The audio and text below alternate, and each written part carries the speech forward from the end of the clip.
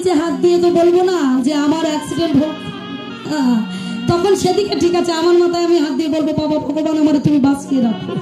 সেই জন্য নিজের দেহর থেকে আর কোনো দেহ আপন হতে পারে না। আপনি মা বলুন, বাবা বলুন, ভাই বলুন, বন্ধু বলুন, ততদিন থাকবে যতদিন আপনার দেহে শক্তি থাকবে। যেদিন শক্তি ফুরিয়ে যাবে আপনি সেদিন বাড়ির একটা বোঝা হয়ে যাবেন, আর কিচ্ছু না। কি বাবা বুঝতে পারছেন তো? হ্যাঁ, আমার ভাষা বোঝা যায় তো? সেই দিন কিন্তু আপনি বাড়ির বোঝা হয়ে থাকবেন। আপনি যে অট্টালিকা বানিয়েছেন, আপনি যে এত কষ্ট করে 4টে গাড়ি কিনেছেন, ওই গাড়িতে আপনার চড়বার ক্ষমতা থাকবে না, কারণ আপনি বোঝা হয়ে গেছেন। আপনি 10 তলা বাড়ি করেছেন, দেখা যাচ্ছে নিচের তলাটাও আপনার জন্য জুটছে না। ছোট একটা কামরা খুঁজে দিচ্ছে, বাবা তুমি অসুস্থ, ওই কামরার মধ্যে থাকো। সেই বাড়িতে লক্ষ্য করে দেখবেন এসে সে আর কুকুর কিনে কত যত্ন করে তাকে ভালো মন্দ খাওয়াচ্ছে, আর বাবা ঘরের কোণে বসে দুটো ভাত অন্য পাচ্ছে কিনা তার দিকে নজর নেই। সেই জন্য বাবা কীর্তন আস্বাদন করতে গেলে একটু বুঝে শুনে করতে হবে। কেন জানেন? এক খোকার মা প্রত্যেকদিন বলতো, খোকারি দেখ না বাবা আমার কাপড়টা ছিঁড়ে গেছে, আমার জন্য একটা কাপড় কিনে দিস, বুঝলি? খোকা তো অফিসে থাকে। এখন খোকা প্রত্যেকদিন মা বলে আর খোকা চলে যায়।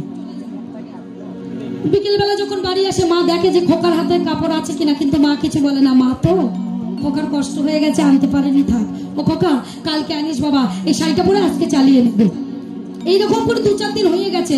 এখন খোকা একদিন ঘরের মধ্যে বালিশি মাথা দিয়ে শুয়ে আছে, বৌমা যাই যে কালকে যেন আমার জন্য ভালো একটা কাপড় আসে, মনে থাকে যেন।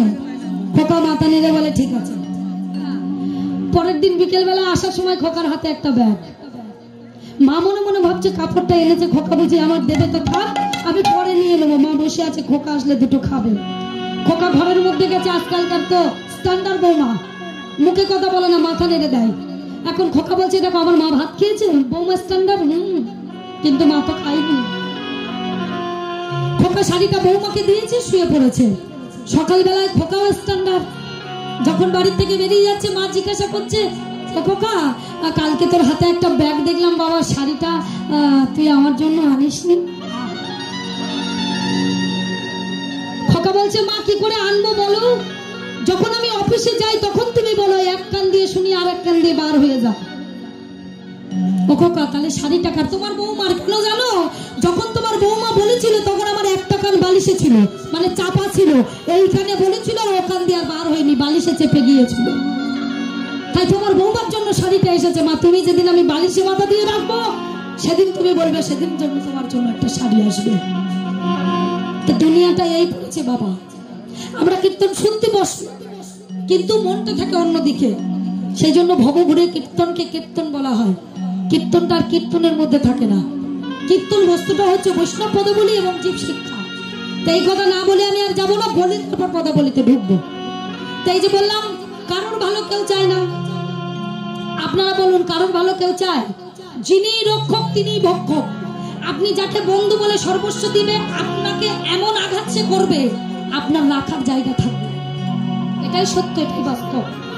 যাকে আপনি বন্ধু বলে বিশ্বাস করবেন সেই এমন সুযোগ নেবে, খুব সাবধান, বন্ধুকে বিশ্বাস করবেন না।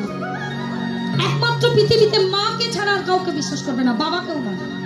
কিন্তু মা সন্তানের কখনো খারাপ ক্ষতি চাইতে পারে না। মা যদি বেশ্যালয়ে গমন করে তবু পতিত পাবনী গঙ্গা হয়ে থাকে, কারণ একটা মা এমন করেছে, মায়ের ভালোবাসা। আমি বলছি একজন বন্ধু আর এক বন্ধুর কেমন কৃপা করে দেখো। এই পাশের বাড়ি একজন জেলে ছিল, মাছ ধরে, বুঝলেন তো? এখন ওই জেলেটা কোনোদিন কারোর ভালোবাসেনি, কারোর কিছু দান করেনি, একটা মাছও কাউকে খেতে দেয়নি। এখন পাড়ার লোক কোনোদিন ওই জেলের কাছ থেকে একটা মাছ পায়নি। পাড়াটাই গরিব পাড়া, সবাই গরিব, ওই জেলেও গরিব। এখন ওই জেলে বলে যে প্রত্যেকদিন মাছ ধরে বিক্রি করি, অথচ আমার সংসার চলে না। ও দয়াময়, তুমি এমন কিছু দিতে পারো না যা বসে বসে খেতে পারি? কিন্তু ভগবান তো জানে যে এই কীটটা কোনোদিন কারোর ভালো করেনি। ভগবান তার ভালো করে যার মন ভালো, যার আকাশের মতন মন, যে দান ধ্যান করতে পারে। হয়তো আজকে আপনি বুঝতে পারছেন না, কারণ আপনার ব্যাংকে টাকাটা জমা হচ্ছে ঠিকই, যে ব্যাংকে টাকা জমা হচ্ছে সে ব্যাংক আপনি দেখতে পাবেন না, কিন্তু ওই যে ব্যাংকে জমা হচ্ছে ওই ব্যাংকটা হচ্ছে আপনার জন্ম জন্মান্তরের জন্য। এই জন্মে দেখতে পাবেন না, সামনের জন্মে ওই ব্যাংকের টাকা নিয়ে আপনি খরচা করতে পারবেন। এইবার যেই না বোন মাছ ধরতে গেছে, এখন ভগবানকে ডেকেছে। এখন মাছ যেই জাল ফেলেছে, ভগবান বলছে দাঁড়া তোর একটু পরীক্ষা করে দেখি তুই মানুষের জন্য কি করতে পারিস। জাল ফেলতেই জালে একটা পাথর উঠেছে, আর পাথরটা যে উঠেছে ওই পাথরটা দেখে বলছে হ্যাঁ ভগবান, তোমার কাছে আমি কিছু চাইলাম, তুমি একটা পাথর দিলে কেন? একটা পরশ পাথর দিতে পারলে না? একটা পরশ পাথর দিলে কি করতাম জানো? লোহাকে স্পর্শ করে সোনা করে নিতাম। যেই পাথরটা ফেলে দিতে যাবে, পাথরের মধ্যে দিয়ে বলছে একটা পরশ পাথর লোহাকে স্পর্শ করলে যেমন সোনা হয়ে যায়, তার আর কোনো যোগ্যতা নাই। কিন্তু আমি যে পাথর, তুই যা চাইবি তাই দেবো। তুই আমাকে ফেলছিস কেন? হ্যাঁ, তোর এত বড় সাহস, তুই আমার ফেলিস? বল তোর কি চাই তাই দেবো, কিন্তু আমার শর্ত আছে। তুই তো কোনোদিন কারোর ভালো চাসনি। হ্যাঁ, তা শর্ত হলো এই, তুই যা চাইবি তোকে তাই দেবো, কিন্তু তোর গ্রামের মানুষের ডবল দেবে। তুই যা চাইবি তাই দেবো, কিন্তু তোর গ্রামের মানুষের ডবল দেবো। কেমন কথা? বলে তুই যদি একটা চেন চাস, তোর গ্রামের মানুষের দুটো চেন হবে।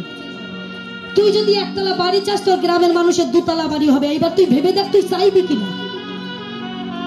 এখন ও তো জীবনে কারোর দেয়নি কোনো কিছু। হারে বলে হ্যাঁ তোর সারা বছর পর আমি কষ্ট করে তোকে পেলাম, আর তুই পাড়ার লোকে ভালো করবি? হ্যাঁ, সারা বছর ভিক্ষা করে খাবো, তোর কাছে কিচ্ছু চাইবো না। পাথরটাকে নিয়ে ঘরের মধ্যে নিয়ে মানে হাড়ির মধ্যে করে যেই না রাখতে যাবে, গিন্নি বলছে হ্যাঁ গো, তুমি একটা পাথর এনে লুকিয়ে রাখছো কেন? কি হয়েছে? বলে শোনো গিন্নি, হ্যাঁ এই পাথরের কাছে যা চাইবে তাই পাবে, কিন্তু গিন্নি গো কপাল পুড়েছে, তুমি যা চাইবে পাড়ার লোকের ডবল হবে। তুমি যেন খবরদার কিছু চেয়েও না, পাড়ার লোকের ভালোর দরকার নেই। এইবার পাথরটা রেখে দিয়েছে। এখন যেও মাছ ধরতে চলে গেছে, গিন্নি মনে মনে ভাবছে দেখি তো সত্যি কথা পাথরটা কাজ করে কিনা। ও মা, পাথর যদি না কাজ করে তা হাতে মানুষ পড়ে কেন? কাজ করে না? পাথরে কাজ করে কিনা? 10টা আঙুলে দেখবেন 10টা করে পাথর রেখে দেয়। কেন? পাথরে কাজ করে। আপনি বুঝতে পারছেন না, কিন্তু পাথর পাথরের কাজ করে যাবে। এখন পাথর পাথরের কাজ করে যাবে। পাথরটাকে যেই চলে গেছে স্বামী, গিন্নি পাথরটা বার করেছে। পাথরটা বার করে বলছে এই পাথর মায়েরা শুনবেন, কিন্তু আপনাদের দরকার শোনা। এত রাত্রে এসেছেন, না শুনে যাবেন না। এখন এই পাথরটা বের করে গিন্নি এই পাথরটার গায়ে হাত বুলিয়ে বলছে এখন সত্যি তুমি কি কথা শোনো? পাথর বলছে হ্যাঁ শুনি। গিন্নি চমকে উঠেছে, কি কথা শুনে পাথর? এই পাথর আমি যা বলবো তাই শুনবে? বলে হ্যাঁ শুনবো। বলো দেখি তোমার কি চাই? এখন পাথর বলছে তবে তোমার যা দেব পাড়ার লোকের কোনো ডবল দেবো। এবার তুমি চাও। পাড়ার লোকের তুমি কি দিলে না দিলে আমার কি? আমার একতলা বাড়ি করে দাও দেখি। যেই বলেছে একতলা বাড়ি করে দাও, একেবারে সঙ্গে সঙ্গে রাজমহল। তোমার নিজের তো একতলা হয়েছে, আর পাড়ার মানুষের সবার দুতলা হয়ে গেছে। কায়দা কত, মজাটা এখানে। পাড়ার মানুষের ভালো হয়ে গেছে, সব দুতলা করে বাড়ি হয়ে গেছে। এখন যে গিয়েছিল ওই মাছ ধরতে, সে যখন ফিরছে তখন দেখে সব জায়গা দুতলা করে বাড়ি। যাওয়ার সময় দেখে গেছে দিন ভিখারি, ভাঙাচুরা ঘর, জল পড়ছে, আর আসার সময় দেখছে দোতলা করে ঘর। এখনো বুঝে নিয়েছে যে আমার গিন্নি একতলা চেয়েছে আর সবার দুতলা হয়ে গেছে। তা গিন্নি তোমার পানিশমেন্টটা আমি ঘরে গিয়ে দেবো, আমি আসছি, দাঁড়াও। এইবার ও দুতলা খুঁজছে না, ওই একতলা খুঁজছে। ও জানে যে ওর বাড়িটা একতলা, পাড়ার মানুষ যখন দুতলা। এখন খুঁজতে খুঁজতে দেখে গিন্নি একতলায় বসে পাঞ্চি বাচ্চা। আরে গিন্নি গো, পাড়ার মানুষের এত ভালো চাইবে, একটু বেরিয়ে দেখো সব দুতলা হয়ে গেছে। গিন্নি বলে দুতলা হয়ে গেছে, মুখ পুরো আমি সেটা কি করবো আমি? বৃষ্টির জল খাবো নাকি? ও অগিন্নি, তা তুমি যখন ভালো চাও, আমি তো জন্মের ভালো চাই, আমি একটু চাইয়ে দিই আর কি। পাথরকে বের করে বলছে পাথর, পাড়ার লোকের ভালো তুমি চেয়েছো, তাতে দুঃখ নয়, কিন্তু এখন আমি যা চাইবো বলো তাই দেবে। পাথর বলছে চাও না, কি চাইবে? চেন চাও? একটা চাইলে দুটো পাড়ার লোকের চাও, তুমি কত চাইবে চাও? বলে আমি দুটো চেন চাওয়ার জন্য কি তোমার বার করেছি নাকি? বলে আমি যা চাইবো তুমি তাই দেবে। পাথর বলছে দেবো। বলে শোনো, সবার দুতলা করে, আমার তো একতলা, তাতে আমার দুঃখ নাই। তুমি এক কাজ করো, আমার বাড়ির সামনে একটা নালা, আর বাড়ির পেছনে একটা নালা বানিয়ে দাও দেখি। আচ্ছা বলুন তো, যদি তার বাড়ির সামনে একটা আর পেছনে একটা দুটো নালা হয়, তা পাড়ার লোকের কটা নালা হবে? কথা কর না কেন? পাড়ার লোকের কটা হবে? 4টে নালা, তাই না? এখনো বাকি আছে, দাঁড়ান। পাড়ার লোকের ভালো। অপাতর পাড়ার লোকের কটা দিয়েছো? বলে 4টে। তোমার দুটো, পাড়ার লোকের 4টে। বলে বেশ, তাতে দুঃখ না। কি চাই? বলে চাই তো পাড়ার লোকের প্রত্যেকের কটা করেছো? ও মায়েরা, পাড়ার লোকের প্রত্যেকের কটা করেছো? দুটো। আর সেই জেলে বলছে, ও পাথর বলো দেখি আমার কটা চোখ? তা পাথর বলছে তোমারও দুটো। বলে আমার চাওয়ার আর কিছু নাই, আমার একটা চোখ অন্ধ করিয়ে দাও। আপনারা বলুন, জেলের যদি 100 বন্ধ হয়, পাড়ার লোকের কটা যাবে? এর নাম ভালোবাসা। আর যেই না দুটো চোখ পাড়ার লোকের গেছে, সে যদি ঘর থেকে বেরোয় পড়বে কোথায়? নালায় পড়বে। এবার যেদিকে যাবে সেদিকে তো নালা, হাবুডুবু খেয়ে যাবে কোথায়? জমের বাড়ি যাবে না? তো এজেন্ট কটা আছে বসে জমের বাড়ি নিয়ে যাবে আর কি। এইবার জমের বাড়ি যেতে হবে। এবার পাড়াটাকে চালনা করছে কে? ওই দুতলা বাড়ির মালিক হচ্ছে কে? পুরো পাড়ার মালিক সেই একচোখো জেলে।